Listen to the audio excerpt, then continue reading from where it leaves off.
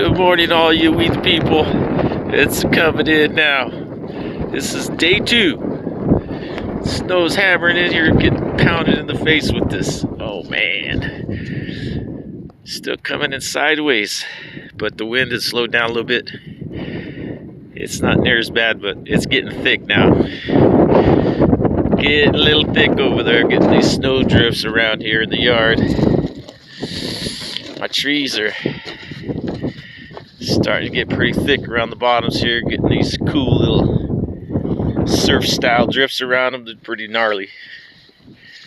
Oh man, it's like, oh, it's 1.5 feet deep through here. You can see right there. Yeah, it's getting deep. So yeah, peace everybody, enjoy.